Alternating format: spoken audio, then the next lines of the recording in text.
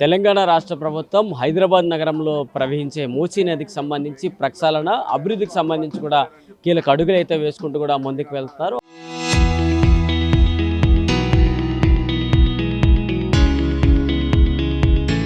అయితే మూసీ నది ప్రక్షాళనలో భాగంగా మా ఇల్లు కూల్చవద్దు, సో మూసీ నది ప్రక్షాళనకు మేము ఎక్కడ అడ్డు కాదు, కానీ మా ఇల్లును కూల్చొద్దు అంటూ కూడా హైదరాబాద్లో ఇటు లంగరహౌసి సమీపంలో గల మధు పార్క్ రిడ్జ్ దగ్గర ఆ నివాసితులందరూ కూడా ప్లకార్డ్స్తో పాటు పోస్ట్ కార్డులు అన్నీ కూడా రాసుకుంటూ, ముఖ్యంగా ఈ కాంగ్రెస్ పార్టీకి సంబంధించి రాహుల్ గాంధీతో పాటు దేశ ప్రధాని నరేంద్ర మోడీకి కూడా కొన్ని వేలాదిగా ఉత్తరాలు రాస్తూ కూడా సిద్ధమైతే చేశారు. ఇవన్నిటిని వారికి పంపించి ఈ ప్రాజెక్టు సంబంధించి మరొకసారి రాష్ట్ర ప్రభుత్వానికి ఆలోచనలు చేసే విధంగా ముందుకు వెళ్ళాలంటూ కూడా వీరంతా కూడా లెటర్స్ రాసుకుంటూ కూడా ముందుకు వచ్చారు. అసలు ఈ రాష్ట్ర ప్రభుత్వం తీసుకొస్తున్న ఈ ప్రాజెక్టు సంబంధించి ఇక్కడున్న నిర్వాసితులు ఏ విధంగా ఉంటున్నారో వాళ్ళ దగ్గర నుంచి వివరాలు ఏంటో తెలుసుకుందాం. ఇప్పుడు ఈ ప్రాజెక్ట్ సంబంధించి ఇంతవరకు రాష్ట్ర ప్రభుత్వం మీతో ఏ విధంగా మాట్లాడారు, ఏం చెప్పారు వారు? సార్ వాళ్ళు ఒక ప్రిలిమినరీ నోటిఫికేషన్ అనేది ఇచ్చారు సార్ వాళ్ళు, అంతేగాని మాకైతే ఇండివిజువల్గా ఏమి ఇవ్వలేదు. వాళ్ళు నోటిఫికేషన్ ఇచ్చేసి ఇది పబ్లిక్ ఇంట్రెస్ట్ ఉంది, ల్యాండ్ అక్విజిషన్ చేస్తాము, ఇది మీకు తగినంత కంపెన్సేషన్ ఇస్తామని చెప్పేసి ఇచ్చారు. ఆ ఆబ్జెక్షన్స్ ఏమైనా ఉండేది ఉంటే వాళ్ళు ఫైల్ చేయమని చెప్పినారు ఓ 60 డేస్లో. ఇది 12th ఫిబ్రవరిలో ఇచ్చినారు, మాకు ఏప్రిల్ 12th అట్లా అయిపోతుందండి. సో దీనిలో పబ్లిక్ ఇంట్రెస్ట్ అయితే ఏం లేదండి. మొన్న వాళ్ళు హోటల్లో వాళ్ళు ఎవరైతే వెండర్స్తోని మీటింగ్ పెట్టినారో ఆ పబ్లిక్ ఇంట్రెస్ట్ ఏం లేదు. దానిలో ఓన్లీ మళ్ళా ప్రైవేటు పబ్లిక్ పార్ట్నర్షిప్లో ఎంటర్ అయిపోయి రియల్ ఎస్టేట్ చేయాలన్నట్టే ఉంది అక్కడ. కాబట్టి మాతోనైతే ఇంతవరకు ఏం చేయలేదు. సో ఇంకొక మాట ఏమన్నారంటే ఇది జీరో వాల్యూ చేస్తాము బఫర్ జోన్లో అని చెప్పి కూడా అన్నారు. ఇది నాలా కాదు, ఎఫ్టీఎల్ అనడానికి చెరువు కాదు, కుంట కాదు, ఏం కాదండి. దీనిపైన ఒకసారి రిజర్వాయర్ కట్టేది ఉంటే ఆ రివర్ యొక్క సహజత్వాన్ని ఇది కోల్పోతుంది. దీన్ని జస్ట్ ఏంటంటే ఆ గేట్లు వదిలిపెట్టినప్పుడు ఎక్సెస్ వాటర్ పోవడానికి మాత్రమే అది అవుతుంది. ఒకవేళ పబ్లిక్ ఇంట్రెస్ట్ ఉండేది ఉంటే వాళ్ళు ఈ ఎస్టీపీలు పెట్టేసి సుందరీకరణ ఎప్పుడే చేసేది ఉండే వాళ్ళు. ఇంకోటి సోషో ఎకనామిక్ ఇంపాక్ట్ అసెస్మెంట్ ఎందుకు చేయలేదండి వాళ్ళు? ఎందుకు ఎగ్జామ్షన్ తీసుకున్నారు? అంత హడావుడిగా 921 జియో పాస్ చేసి 16th డిసెంబర్ 2025 ఎందుకు చేసుకున్నారు? ఇవన్నీ కూడా ఏంటంటే వాళ్ళు పబ్లిక్ ఇంట్రెస్ట్ లేదనేది తెలుస్తుంది మనకి. ఇది వాళ్ళు అంటే పబ్లిక్ ఇంట్రెస్ట్ లేకుంటే ఒకవేళ మీరు నైట్ ఎకానమీ డెవలప్ చేస్తూ అంటున్నారు కదా, మమ్మల్ని భాగస్వామ్యం చేయండి. మాకు కూడా దానిలో వచ్చే కమర్షియల్ ప్లేస్లో మాకు కంపెన్సేషన్ కింద ఒక 1000 గజాలు ఇవ్వండి, మాకు కూడా 1000 సేఫ్టీ మాకు కూడా ఇవ్వండి. మాకు కూడా ఇప్పుడు ఈ ఇల్లు గోపడింది, మాకు కూడా అవకాశం ఉంటుంది కదా. సో ఇప్పుడు మీరు చెరువుకి అంటే ఈ కాలువకి సంబంధించి ఒడ్డు పైన ఉన్నట్లు కనిపిస్తుంది. సో ఇది ఎంతవరకు ఎప్పుడు మీరు తీసుకొని ఎప్పుడు కట్టారు? సార్ ఇది 2010కు ముందు 9 మీటర్సే ఉండింది. అప్పుడు ఇది కాలువ కాదు, ఊరికే జస్ట్ అది సర్ప్లస్ కోర్స్ అంటారు. అంటే ఎక్సెస్ వాటర్ పోవడానికి రిజర్వాయర్లో ఎక్సెస్ వాటర్ వదిలిపెట్టినప్పుడు పోయేదాన్ని సర్ప్లస్ వాటర్ అంటారు. దానికి ఇరిగేషన్ వాళ్ళను రెవెన్యూ వాళ్ళు బ్యాంక్స్ ఆఫ్ ది నాలా కూడా డిసైడ్ చేయలేదు. Even centre of the banks కూడా చేయలేదు. ఇంతవరకు కూడా చేసిన దాఖలాలు లేవు. వాళ్ళు అంటారు ఏంటంటే ఎన్ఆర్ఎస్సీ దగ్గర మా దగ్గర ఆఫీస్ రికార్డులో ఉన్నాయంటారు. మాకు ఉండేది ఉంటే వెబ్సైట్లో పెట్టండి. మీరు ఎందుకు పెట్టట్లేదు? మీరు అంతా ఇది ఉండి మీకు పబ్లిక్ ఇంట్రెస్ట్ ఉందంటే సోషో ఎకనామిక్ ఇంపాక్ట్ అసెస్మెంట్ చేయలేదు. మీరు ఎన్విరాన్మెంట్ క్లియరెన్స్ తీసుకోలేదు. మీరు 2024లో రాశారు. మీరు ministry of environment and forest government of ఇండియాకి రాశారు. మీరు ఇంతవరకు దాన్ని రాలేదు. మీరు ఎకనామిక్ ఆఫీస్ చేయలేదు. ఎకనామీ ఏంది ఎన్విరాన్మెంటల్ క్లియరెన్స్ కూడా తీసుకోలేదు. మీరు ఫారెస్ట్ క్లియరెన్స్ కూడా తీసుకోలేదు. మీరు అవన్నీ ఏం తీసుకోకుండా మీరు నోటిఫికేషన్ ఇచ్చేసి ల్యాండ్ ఎక్వైర్ చేస్తా అంటే అది ఎంతవరకు కరెక్ట్? అది ధర్నా ఎందుకు చేస్తారు? మా ఇళ్ళ కోసం మేము ఫైట్ చేయడానికి వచ్చాం సార్. 2.5 years నుంచి ఇట్లానే ఫైట్ చేస్తున్నాం. మేము ఇలాగే మా ఇల్లు మేము కాపాడుకునే వరకు మేము ఇలాగే ఫైట్ చేస్తూ ఉంటాం. యాక్చువల్గా నేను ఒక రైల్వే ఎంప్లాయీ కూతుర్ని. మా ఫాదరు ఎప్పుడు రైల్వే క్వార్టర్స్లోనే ఉన్నారు. మాకంటూ ఒక సొంత ఇల్లు ఏం లేదు. మా డాడీ ఒక సొంత ఇల్లు కట్టుకోవడానికి 40 years టైం పట్టింది. సో అలా పెరిగొచ్చిన అమ్మాయిని నేను. ఇల్లు ఇంపార్టెంట్. మా డాడీ ఎప్పుడు మనం రిటైర్ అయ్యేలోపు ఇల్లు కట్టుకోవాలమ్మా అనే కుటుంబంలో నుంచి వచ్చిన అమ్మాయిని నేను. అలాంటిది మ్యారేజ్ అయిన తర్వాత ఇట్లా హైదరాబాద్ వచ్చాము, రూపాయి పోగు చేసుకున్నాము, మేము ఇల్లు తీసుకున్నాము. మేము ఇల్లు తీసుకునేటప్పుడు మాకు ఎటువంటి ప్రాబ్లం, మేము తీసుకుని ఇప్పుడు 14 years అవుతుంది, మాకు ఎటువంటి ప్రాబ్లమ్స్ లేవు. ఇప్పుడు వచ్చి మాకు ఈ ఇల్లు బఫర్ జోన్లో ఉందనో ఏదో వాళ్ళకి నచ్చినట్టు వాళ్ళు చెప్తున్నారు సార్. మేమైతే మా ఇల్లు మేము ఇవ్వం. మా ఇల్లు మాకు కావాలి. మేము ఎంతవరకైనా కానీ మేము ఫైట్ చేస్తూనే ఉంటాము. సీఎం గారు 1.5 crore పెట్టి ఈ ప్రాజెక్ట్ ఎందుకు పెట్టారో మాకు అర్థం కావట్లేదు. ఆ ప్రాజెక్టు పెట్టిన మనీ ఎవరు ఇవ్వరు. ఏమన్నా వాళ్ళు ఎవరన్నా ఇస్తారా? ఆ ఎంత ఎఫెక్ట్ పడేది ట్యాక్స్ పేయర్స్ మేము. మా మీద, మా పిల్లల మీద, మా పిల్లల మీద పడుతుంది ఆ ట్యాక్స్ మొత్తం మేము పే చేయడానికి. ఎన్ని ఇయర్స్ పడుతుంది? సో మరి ఈ ప్రాజెక్ట్ సంబంధించి మీరు ప్రభుత్వానికి ఏం చెప్తారు? ఇక్కడ మీ ఇల్లుకి సంబంధించి ఏం మాట్లాడుతున్నారు? గవర్నమెంట్కి మేము చెప్పేది, దయచేసి మీ ప్రాజెక్ట్కి మేము ఎగనెస్ట్ కాదు, మీ ప్రాజెక్ట్కి మేము సపోర్ట్ చేస్తాం, కానీ మా ఇల్లుని డిస్ట్రాయ్ చేయకుండా మీరు మీ ప్రాజెక్ట్ని కంటిన్యూ చేసుకోండి. ఈ అపార్ట్మెంట్స్ని కూల్చవద్దు, డెవలప్మెంట్ చేయొచ్చు, కానీ ఇలా అన్నీ కూల్చేసి గాంధీ స్టాచ్యూ కట్టడం అనేది కరెక్ట్ కాదు. మీరు డర్టీ మూసీ రివర్ని మీరు క్లీన్ చేయొచ్చు, అది అప్పుడు హ్యాపీగా ఉంచుతుంది పీపుల్ని.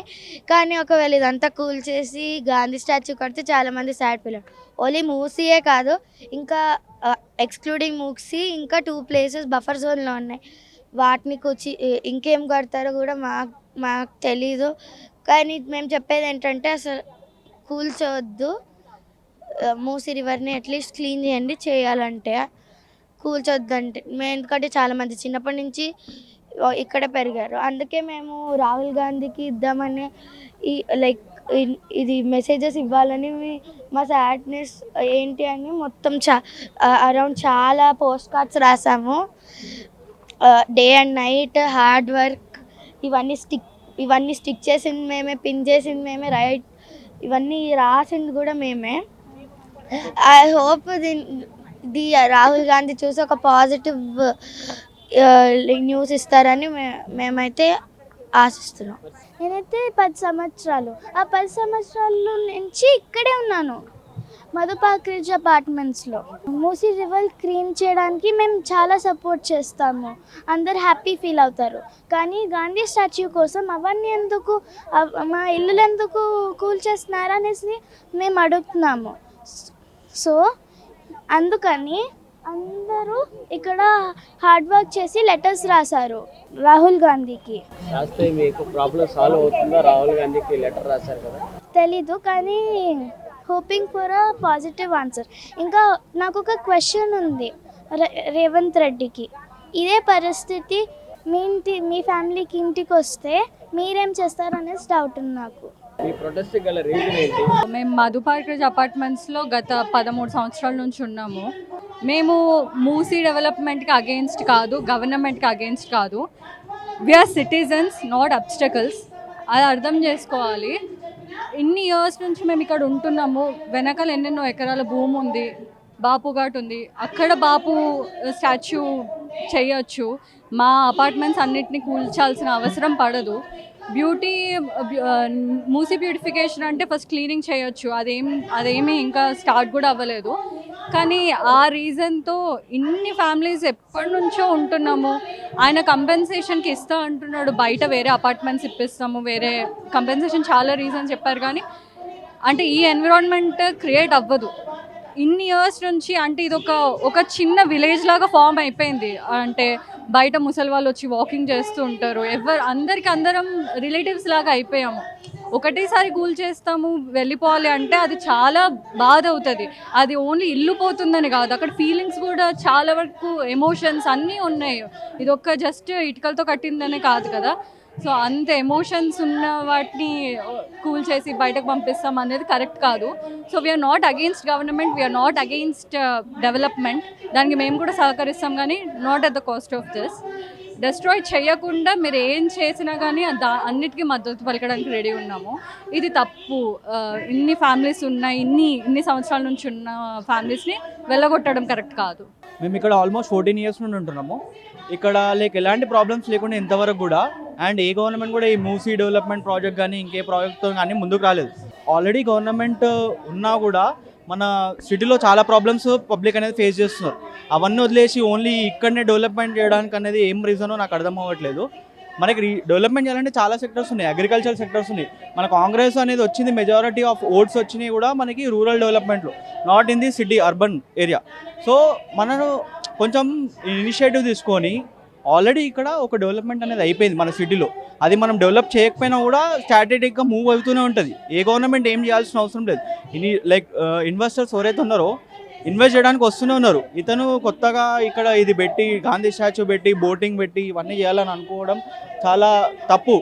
అండ్ హైదరాబాద్కి సముద్రం తెస్తా ఇంకేదో తెస్తా అంటున్నాడు కదా, అదేదో బోటింగ్ ఇంకేదైనా చేయాలనుకుంటే ఆ సముద్రం ఎక్కడైతే తెస్తా అంటున్నాడో అక్కడ సముద్రం తెచ్చుకొని అక్కడ బోటింగ్ కానీ ఇంకే స్టాచ్యూ డెవలప్ చేయాలనుకుంటే అక్కడ చేస్తే బెస్ట్. ఆల్రెడీ ఉన్న పబ్లిక్ 450 ఫ్యామిలీస్ రోడ్ మీద పడడం అంటే ఇది నాట్ ఏ నార్మల్ విషయం.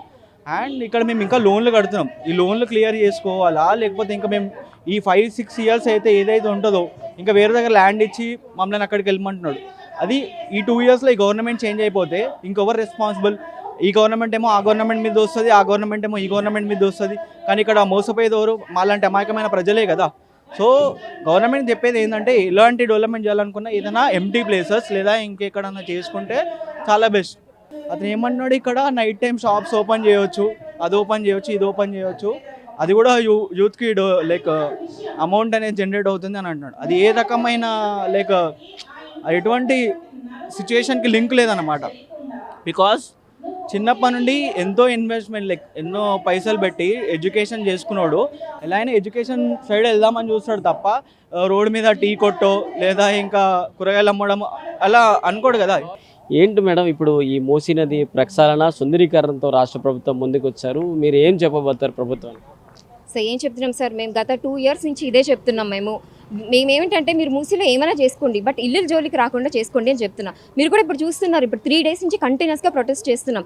ఎంత చేసినా వాళ్ళకి ఏం వినిపించట్లేదండి. మేమేం పెద్దగా ఏం కోరుకుంటున్నామండి? వాళ్ళని ఏమైనా లక్షల్లో ఏమైనా కోరుకుంటున్నామా? లేదు కదా, బేసిక్ నీడ్స్ అడుగుతున్నాం. మేము కట్టుకున్న ఇల్లు మాకు ఉండని, ఇంకా మేమేం అడగట్లేదు కదా. వాళ్ళ దగ్గర ఏమైనా పథకాలు అడుగుతున్నామా? లేదు కదా. మా తిండి, మా బట్టలు, మా ఇవి మేమే చూసుకుంటున్నాం. మేము జస్ట్ అడుగుతున్నాం మా కష్టార్జితంగా కట్టుకున్న ఇల్లు మాకు ఉంచేసి మీరు ఏమైనా చేసుకోండి అనేసి. అదే మా డిమాండ్ అండి. ఇప్పటికీ అదే, ఇంకా వాళ్ళు తగ్గేదాకా మేము తగ్గమండి. సో ప్రభుత్వం ఏం చెప్తుంది, ఈ మూసీ నది ప్రాజెక్ట్ సంబంధించి నది ఒడ్డు ఉన్న మీకు సంబంధించి బఫర్ జోన్లో ఉన్నారని చెప్తున్నారా, ఏమని చెప్తున్నారు?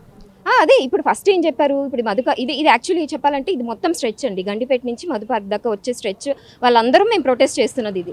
ఇప్పుడు వీళ్ళు మధుపార్క్కి ఏం చెప్పారు, గాంధీ సరోవర్కి అని చెప్పారు. గాంధీ సరోవర్కి ప్రొటెస్ట్ చేసేసరికి ఏం చెప్పారు, బఫర్ జోన్గా మార్చేశారు. అంటే వాళ్ళకు అనుకూలంగా మార్చుకుంటున్నారే కానీ మాకు తగ్గి ఏంటి ప్రాబ్లం అనేది ఒక్కరు కూడా పట్టించుకోవట్లేదు. సో ఇది బఫర్ జోన్ అని అంటున్నారు కదా, ఇప్పుడు కట్టేటప్పుడు వాళ్ళకి తెలీదా? మొన్న ఆయన ఎవరు సార్, సీఎం రేవంత్ సార్ చెప్తున్నారనమాట, ఎవరో బిల్డరు దీన్ని నాలా అని చూపించి, అంటే వాళ్ళకి ఆ బుర్రలు లేవా సార్? బుర్రలు లేవా? నాలా అని చూపిస్తే ఇప్పుడు ఏదైనా ఒకటి దీనికి సర్వేకి ఒకరు వచ్చి చెక్ చేసి తర్వాత పర్మిషన్స్ ఇస్తారు. అంటే మీ వాళ్ళు వచ్చి ఎవరు చెక్ చేయలేదు ఇది నాలానా రివరా అని చెప్పేసి మీ పక్కన తప్పని పెట్టుకొని మమ్మల్ని ఎందుకు బ్లేమ్ చేస్తున్నారు? మీరు గవర్నమెంట్ సిస్టమ్ అంతా కుమ్మక్కైపోయి పబ్లిక్ మీద నిందలేసేస్తున్నారు. మీరంతా మరి ప్రభుత్వానికి ఏం చెప్తారు? ఇప్పటికే లేఖలు కూడా సిద్ధం చేశారు, లెటర్స్ ప్రైమ్ మినిస్టర్కి, రాహుల్ గాంధీకి. సో ఎంతవరకు తీసుకెళ్ళిపోతారు?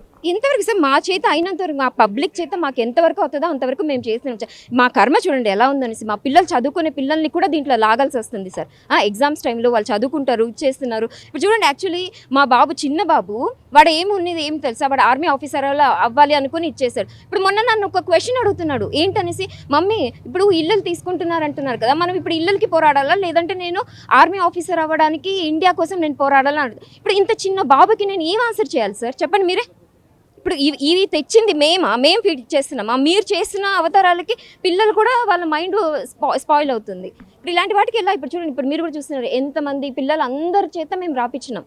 అట్లీస్ట్ వీళ్ళకి బుద్ధి లేకుండా వీళ్ళకి తెలియకపోతే హైకమాండ్ అక్కడ రాహుల్ సార్ కైనా తెలుస్తుందేమో అని చెప్పి అన్ని మా లెటర్స్ మేము రాసి పంపిస్తున్నామండి. చూద్దాం, ఇంకా వాళ్ళైనా దిగకపోతే ఇంకా వేస్ట్ అనుకోవాలి గవర్నమెంట్.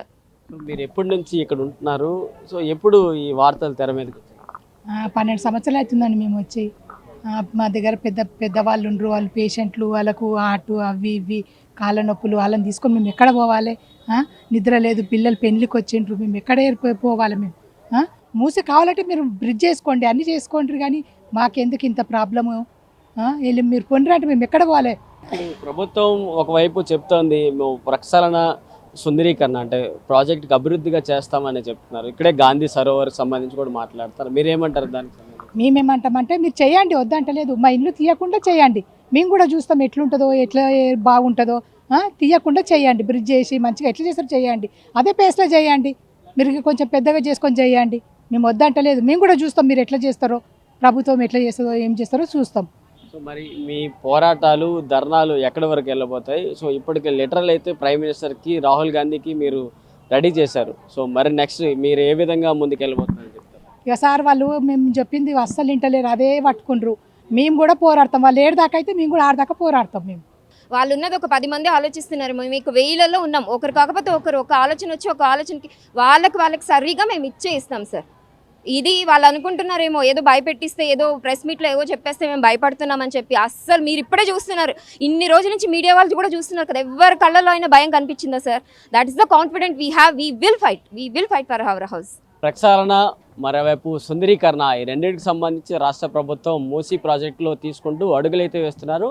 అయితే ఆ మూసీ నదికి పక్కనే ఉన్న మధు పార్క్ రిడ్జ్లో తమ ఇల్లు కూల్చవద్దు, మేము సుందరీకరణ ఎక్కడ అడ్డుపడం, కానీ మా ఇల్లును కూల్చొద్దు అంటూ కూడా చెప్పడం అయితే చెప్తున్నారు. దాంతోపాటు ఒకవేళ మా ఇల్లు పైన దాడులకు కానీ సిద్ధమైతే మేము దాన్ని అడ్డుకునేంత వరకు మేము ఎంత దూరానికైనా వెళ్ళడానికైనా సిద్ధం అంటూ కూడా తెలుపుతున్న పరిస్థితులు చూడాలి. సో ఒకవైపు లేఖలు సిద్ధం చేస్తూనే ఇటు దేశ ప్రధాని నరేంద్ర మోడీతో పాటు ఇటు కాంగ్రెస్ పార్టీకి సంబంధించి సీనియర్ నాయకులుగా, లేకపోతే జాతికి సంబంధించి రాహుల్ గాంధీకి కూడా ఉత్తరాలు రాసుకుంటూ ఇది నార్మల్గా ఈ తెలంగాణలో జరుగుతున్న ఈ అంశానికి సంబంధించి దేశవ్యాప్తంగా ముందుకు తీసుకెళ్లాలనేదే తమ ఉద్దేశం అంటూ కూడా చెప్తున్నారు. సో దీన్ని అడ్డుకునేందుకు మేము సాయశక్తుల ప్రయత్నాలు చేసుకుంటూ ప్రభుత్వం ఈ ప్రాజెక్ట్ పైన మరొకసారి పునరాలోచన చేయాలి.